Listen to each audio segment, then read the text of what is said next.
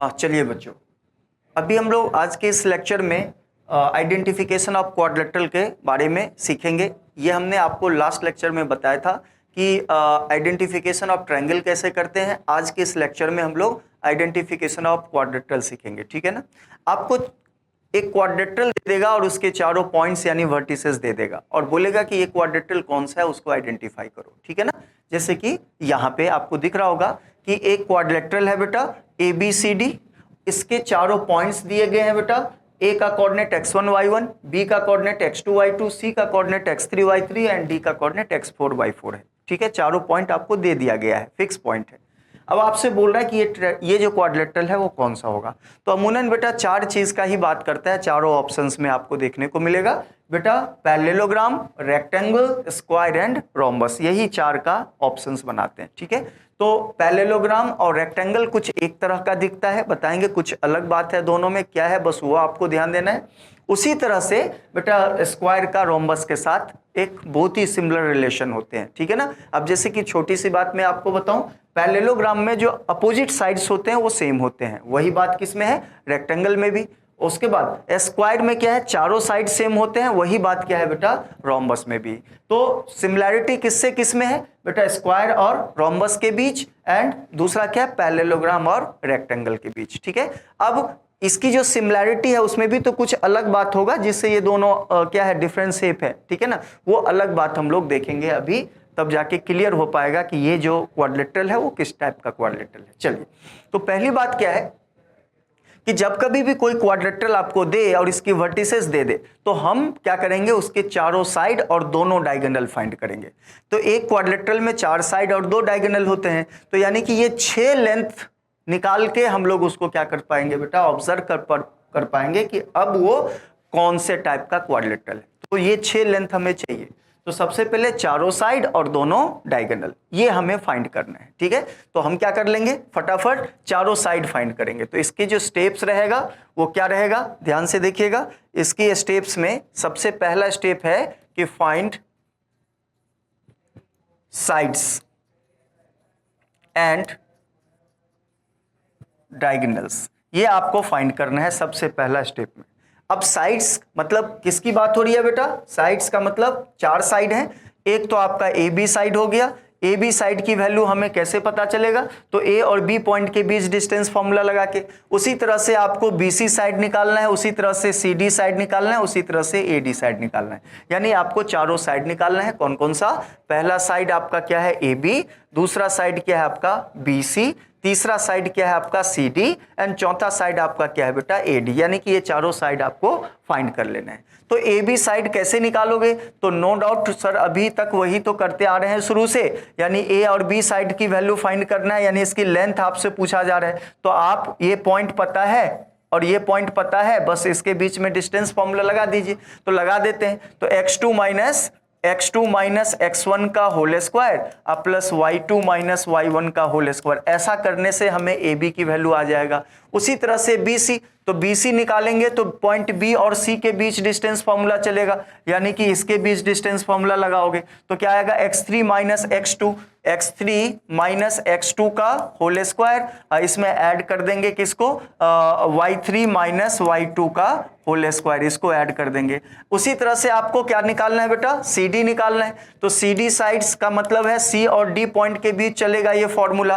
तो CD यानी कि ये है, तो आप क्या करोगे, इसमें से इसको हटाओ या इसमें से इसको हटाओ, वो आपका चॉइस है, ठीक है।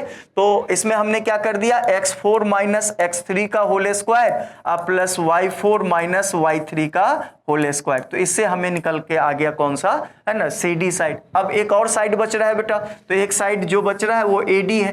तो AD साइड निकालने के लिए हम क्या करेंगे, पॉइंट A और D के बीच में यही फॉर्मूला चलाएंगे, यानी कि इसमें से इसको हटाओ या इसमें से इसको हटाओ, ये आपका चॉइस है। तो हम इसमें से इसको हटा रहे हैं, x4 में से x1 हटा दीजिए, तो x4 माइनस x1 का होल स्क्वायर, इसमें ऐड कर दो y4 माइनस y1 का whole square, y4 minus y1 का होल स्क्वायर। ऐसा करने से हमें ये चारों साइड का लेंथ पता चल गया। क्लियर है, तो आपको AB, BC, CD और AD पता चल गया। अभी क्या है, डायगोनल बचा हुआ है। तो 2 ही डायगोनल होते हैं, एक A से C और दूसरा क्या है B से D। तो इसका भी लेंथ निकल जाएगा क्योंकि A और C पता है, बी और डी पता है। तो अब हम क्या करेंगे सेकेंड में, फाइंड है ना क्या, डायगोनल्स। आपको डायगोनल्स भी पता करना है। तो डायगोनल्स आपके पास दो डायगोनल है, एक एसी डायगोनल। तो एसी डायगोनल आप कैसे निकालोगे बेटा, तो पॉइंट ए और सी के बीच में लगाओ डिस्टेंस फार्मूला, यानी कि ये डायगोनल निकालने के लिए। तो x3 माइनस x1 ये हो जाएगा आपका x3 माइनस x1 का whole square plus y3 minus y1 का होल स्क्वायर। इससे आपको कौन सा डायगोनल आ गया, एसी। चलो अब आपको बी डी डायगोनल चाहिए, बी डी। तो आप पॉइंट बी और डी में क्या लगाओगे, डिस्टेंस फार्मूला। तो इससे हमें बी डी डायगोनल मिलेगा। तो बी डी डायगोनल निकालने के लिए फॉर्मूला क्या होगा, इस पॉइंट में से इसको हटाना पड़ेगा। x4 में से x2 को हटा दीजिए, तो x4 माइनस x2 का whole square plus y4 minus y2 का होल स्क्वायर। तो ये आपका हो गया बेटा चारों साइड और दोनों डायगोनल का लेंथ। ठीक है, इतना काम हमें सबसे पहले कर लेना है। ठीक है, अच्छा, इतना करने के बाद अब जो है वो आइडेंटिफिकेशन स्टार्ट हो जाएगा। अब आप इस सभी की वैल्यू को लेके ये सोच पाओगे कि ये वाला जो क्वाड्रिलेटरल है वो कौन सा क्वाड्रिलेटरल है, किस टाइप का क्वाड्रिलेटरल है। ठीक है, अब ध्यान से देखना, अगर आमने सामने यानी कि क्या है, अपोजिट साइड सेम आया तो वो पैरेललोग्राम भी हो सकता है, रेक्टेंगल भी हो सकता है। ठीक है, तो अपोजिट साइड सेम होने से ये दोनों। ठीक है, अब इनमें से उसके बाद डायगोनल देखना है। अगर डायगोनल भी सेम हो गया तो ये बन जाएगा रेक्टेंगल, और डायगोनल अगर डिफरेंट आ गया तो ये हो जाएगा पैरेललोग्राम। यानी कि opposite side same and diagonal भी सेम तो वो होता है रेक्टेंगल। उसके बाद अपोजिट साइड तो सेम बट डायगोनल क्या है, अनइक्वल, तो वो हो जाता है बेटा पैरेललोग्राम। समझ में आ गया। तो अपोजिट साइड्स में हम देख लेते हैं बेटा, यहां पे लिख लो अपोजिट साइड्स आर इक्वल। इसमें भी वो होगा अपोजिट साइड्स आर इक्वल, ये बात दोनों में सेम है, अपोजिट साइड इक्वल होता है। ठीक है, अच्छा, जो अलग है वो क्या है, डायगोनल्स। यानी कि डायगोनल्स भी इक्वल आ जाए तो ये रेक्टेंगल बन जाएगा। यानी कि इस रेक्टेंगल के लिए ये दोनों कंडीशन लगता है, opposite side same, diagonal same. यानी डायगोनल आपको पता है कि AC और BD ये दोनों डायगोनल भी सेम होना चाहिए, तो ये क्या बन जाएगा बेटा, रेक्टेंगल। क्लियर है, अपोजिट साइड सेम है और डायगोनल सेम है तो वो क्वाड्रिलेटरल रेक्टेंगल है। बेटा अपोजिट साइड सेम है बट डायगोनल अनसेम है, यानी कि AC is not equal to BD आ रहा है, तो अगर ऐसा आ रहा है तो ये क्वाड्रिलेटरल क्या बन जाएगा बेटा, पैरेललोग्राम। ठीक है ना। अब आते हैं स्क्वायर और रोम्बस में। तो जो सिमिलैरिटी वाली बात है वो दोनों के क्या है बेटा, चारों साइड सेम होते हैं। तो चारों साइड अगर सेम आ रहा है तो उसको हम स्क्वायर भी बोल सकते हैं और रोम्बस भी बोल सकते हैं। उसके बाद बात आ जाती है उसके डायगोनल पे। अगर डायगोनल सेम आ जाए तो फिक्स हो गया कि वो चीज स्क्वायर है, लेकिन डायगोनल अगर अनइक्वल है तो वो फिक्स हो गया कि वो क्या है, रोम्बस है। तो स्क्वायर के लिए क्या है बेटा, all sides are same and diagonal are also same. यानी कि इसके लिए क्या है कि all sides are equal and diagonals are equal. Sides and diagonal दोनों इक्वल है तो वो चीज क्या है बेटा, आपका स्क्वायर है। ठीक है, अब आइए थोड़ा रोम्बस की बात करते हैं। तो रोम्बस में क्या है, all sides are equal but diagonal is unequal.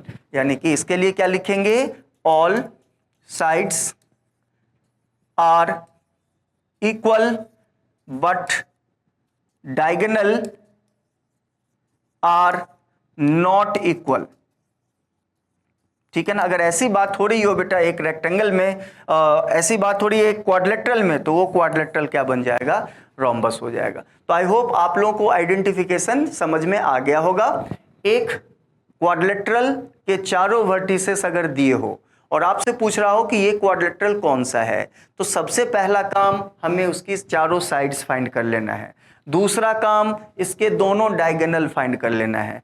तीसरा काम इसकी प्रॉपर्टीज के अकॉर्डिंगली आइडेंटिफाई करना है। ठीक है ना। अगर पेयर ऑफ साइड सेम आ रहा है, यानी अपोजिट साइड्स अगर सेम आ रहा है, तो वो चीज रेक्टेंगल भी हो सकता है, पैरेललोग्राम भी हो सकता है। ठीक है ना। तो ये तो क्लियर नहीं हुआ इन दोनों में, तब फिर हम लोग डायगोनल को लेके आएंगे। अगर डायगोनल भी सेम है तो अब ये क्लियर हो गया कि वो क्या है बेटा, रेक्टेंगल है। डायगोनल अलग अलग आ गया तो अब वो क्लियर हो गया कि वो क्या है, पैरेललोग्राम है। वही बात रोम्बस और स्क्वायर में, चारों साइड अगर सेम आ रहा है तो यानी कि वो रोम्बस भी हो सकता है या फिर स्क्वायर भी हो सकता है। क्लियर? इसमें क्लियर नहीं हुई तो फिर डायगोनल को लेके आएंगे। अगर डायगोनल सेम हो गया, साइड सेम है तो वो स्क्वायर है। डायगोनल सेम है, डायगोनल अनइक्वल है और साइड सेम है तो वो चीज क्या है बेटा? रोम्बस है। तो इस चीज को हम लोग क्या बोलते हैं? Identification of rectangle. ये बहुत काम आएगा बेटा।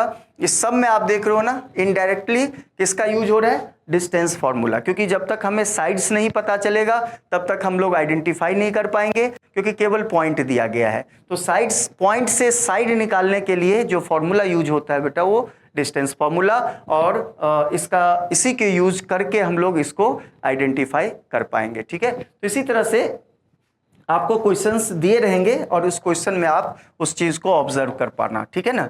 तो ये हमारा क्या था? ये टॉपिक था जिसमें हमने एक क्वाड्रिलेटरल को आइडेंटिफाई करना सीखा। अब इसके बाद जो अगला और लास्ट एप्लीकेशन है किसका? डिस्टेंस फॉर्मूला का। वो एप्लीकेशन है कोलिनियरिटी पता करना। ठीक है ना? यानी कि अगर आपको कुछ पॉइंट्स दे देगा, अमूमन 3 पॉइंट से ये बात स्टार्ट करता है, तो 3 पॉइंट्स देके आपसे पूछेगा क्या ये तीनों पॉइंट्स कोलिनियर है ना? तो हम उसको कैसे पता लगाएंगे? कोलिनियर शब्द का मतलब क्या होता है बेटा? हिंदी में इसको संरेख बोलते हैं। यानी कि वैसे पॉइंट्स जो एक ही लाइन पे आता चला गया, वो सारा पॉइंट उस लाइन के लिए कोलिनियर हो गया।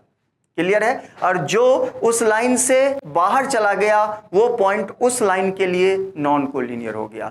तो अगर 3 पॉइंट है बेटा तो वो तीनों पॉइंट एक ही लाइन पे है या फिर एक लाइन पे नहीं आ रहा है। अगर है तो कोलिनियर, नहीं है तो नॉन कोलिनियर। ऐसा होता है कोलिनियरिटी में। चलिए, अब इस कोलिनियरिटी को पता लगाने के लिए हम लोग बहुत सारे मेथड यूज करते हैं। ठीक है ना? जिसमें एक मेथड क्या है बेटा? Distance formula. यानी डिस्टेंस फाइंड कर करके भी हम कोलिनियरिटी पता लगा सकते हैं। लेकिन ये क्या है? थोड़ा सा लेंथी है। आगे जब हम पढ़ेंगे तो इसमें बहुत सारे मेथड्स और इन्वॉल्व किया जा सकता है। सेक्शन फॉर्मूला इन्वॉल्व किया जा सकता है, एरिया ऑफ ट्रायंगल इन्वॉल्व किया जा सकता है, और सबसे आसान जो होता है इस पर्टिकुलर टॉपिक के लिए वो होता है कौन सा बेटा? Slope method. तो स्लोप मेथड यूज करके हम इसको सेकंड में बना सकते हैं। लेकिन चूंकि अभी हमें डिस्टेंस फार्मूला का यूज करके इसको पता लगाना है, तो उसकी क्या कॉन्सेप्ट है, कैसे डिस्टेंस फार्मूला हमें हेल्प करता है कोलिनियरिटी को पता लगाने के लिए, इन सारे चीज का हमें अभी इस लेक्चर में पढ़ना है। ठीक है ना?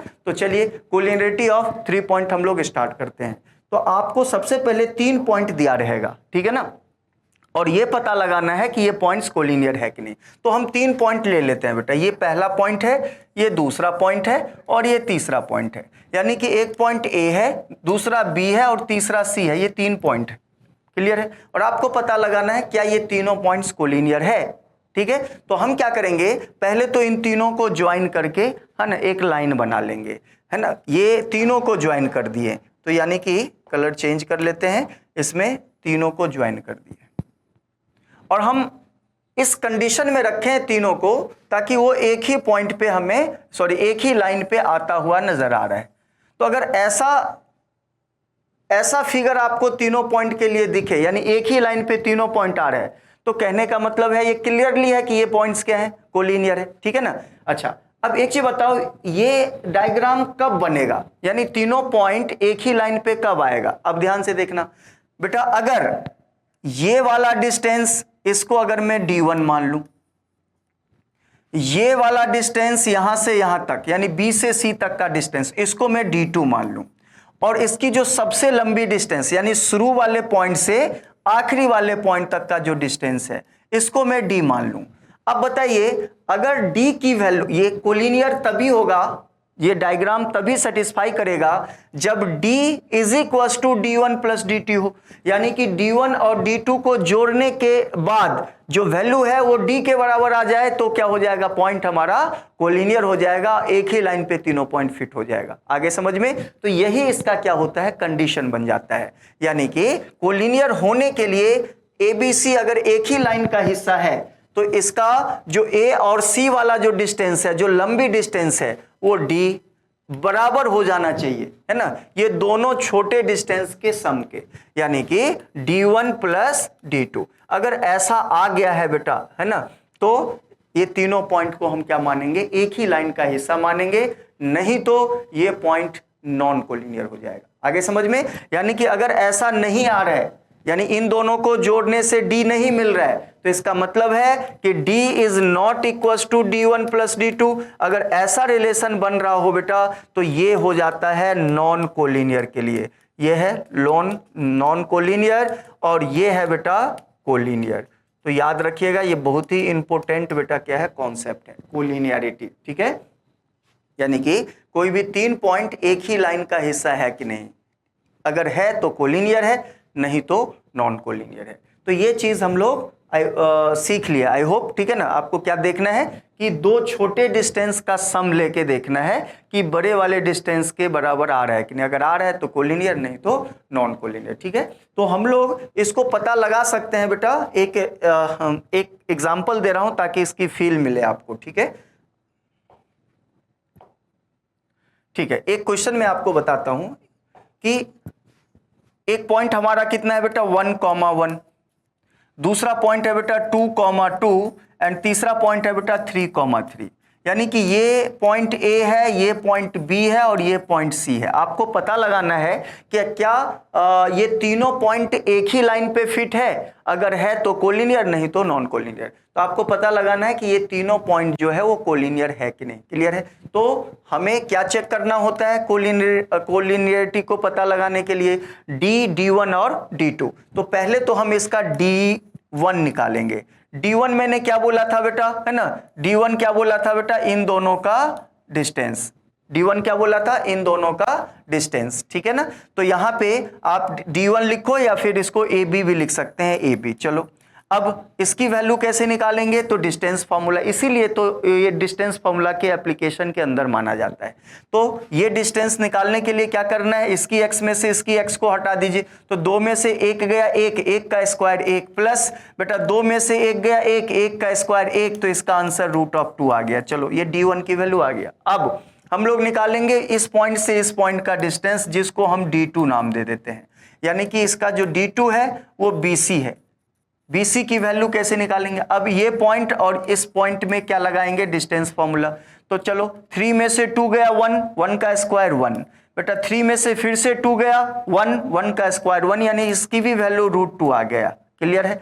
तो हमारे पास D1 पता चल गया, D2 पता चल गया। अब हमें क्या लेना है, लंबी डिस्टेंस लेनी है, यानी कि पूरा A से C तक का डिस्टेंस लेना है, यानी उसको हम D बोलते हैं। अच्छा D यानी कि आपको AC फाइंड करना है। तो AC कैसे निकलेगा, तो पॉइंट A और C के बीच में डिस्टेंस फार्मूला चलेगा।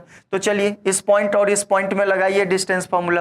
तो बेटा 3 में से 1 गया तो कितना बचेगा 2, और 2 का स्क्वायर कर देंगे तो कितना आ गया बेटा 4। आगे आइए बेटा y2 माइनस y1, यानी y का डिफरेंस, 3 में से 1 गया फिर से 2, 2 का स्क्वायर कर देंगे तो 4, क्लियर है। तो इसकी वैल्यू कितना आ रहा है बेटा, इसकी वैल्यू √8 आ रहा है। चलो अच्छा, √8 को हम क्या लिख सकते हैं बेटा, तोड़ के 2√2 लिख सकते हैं, बहुत ही अच्छा। अब आप देखिए क्या D1 और D2 मिल के D3 के बराबर आ रहा है, अगर आ रहा है तो D1 प्लस D2, अगर D3 है तो पॉइंट्स कोलिनियर बन जाएगा। तो D1 और D2 यानी कि √2 में √2 को ऐड कर देंगे, यानी D1 में D2 को ऐड कर देंगे, तो ये कितने के बराबर हो जाएगा, 2√2 के बराबर, जो कि कितने के इक्वल है बेटा, वो D बन जाएगा। तो यानी कि D1 प्लस D2 जो है इस पॉइंट का, वो D के बराबर आ रहा है, तो इसका मतलब ये पॉइंट्स क्या है बेटा, कोलिनियर कहलाएगा, ठीक है ना। तो इस तरह से क्या कोलिनियरिटी हम लोग चेक कर सकते हैं, ठीक है। बहुत सारे क्वेश्चंस में उल्टा, यानी कि कोलिनियरिटी गिवन रहता है कि ये तीनों पॉइंट कोलिनियर रिलेशन में है, तो इन तीनों में से एक आपको अननोन कर देगा, बोलेगा उसकी वैल्यू फाइंड कीजिए कितना होगा, ठीक है ना। तो अगर कोलिनियर गिवन है तो हम इसको क्या मान सकते हैं बेटा, फॉर्मूला मान सकते हैं। इस फॉर्मूले का यूज करो और इससे आपको इक्वेशन बन जाएगा, इक्वेशन को सॉल्व करो और आपको वो पॉइंट मिल जाएगा, ठीक है। तो ये क्या था आपका collinearity of the 3 points, clear है। तो आई होप ये आपको समझ में आ गया होगा, और इससे हमारा डिस्टेंस का जो टॉपिक था, है ना, वो खत्म होता है। डिस्टेंस क्या है, थोड़ा सा कंक्लूड करें तो डिस्टेंस दो फिक्स पॉइंट के बीच जो है वो दूरी को बताता है। इसकी जो फॉर्मूला है वो क्या है बेटा, √ दोनों पॉइंट की x की डिफरेंस का स्क्वायर प्लस दोनों पॉइंट की y की डिफरेंस का स्क्वायर, ये वैल्यू डिस्टेंस के बराबर आता है उन दोनों पॉइंट के बीच में। अच्छा, ये डिस्टेंस फॉर्मूला का एप्लीकेशन क्या है? तो इसकी एप्लीकेशन 3 जगह है। एक ट्रायंगल आइडेंटिफाई करने में, दूसरा क्वाड्रिलेटरल आइडेंटिफाई करने में, और तीसरा कि 3 पॉइंट्स एक ही लाइन पे फिट है कि नहीं, यानी कोलिनियरिटी पता करने में। ठीक है ना? तो तीनों के लिए मैंने आपको 1 बाय 1 समझाया। आई होप आप लोगों को समझ में आ गया होगा। ठीक है, अब जो है नेक्स्ट वीडियो जो आएगा डिस्टेंस खत्म होने के बाद, अब हम लोग सेक्शन फॉर्मूला के बारे में डिस्कस करेंगे। उसके बाद एरिया ऑफ ट्रायंगल के बारे में डिस्कस करेंगे। सेक्शन फॉर्मूला का यूज कहां होता है? तो एक लाइन सेगमेंट को पर्टिकुलर रेशियो में तोड़ने के लिए सेक्शन फॉर्मूला का यूज होता है। और एरिया ऑफ ट्रायंगल यानी कि ट्रायंगल के एरिया फाइंड करने में यूज होता है। ठीक है, तो ये सब हमारा नेक्स्ट लेक्चर का टॉपिक्स होगा, जो हम लोग नेक्स्ट लेक्चर में इसको करेंगे। ठीक है ना? आज के लिए इतना ही। Thank you.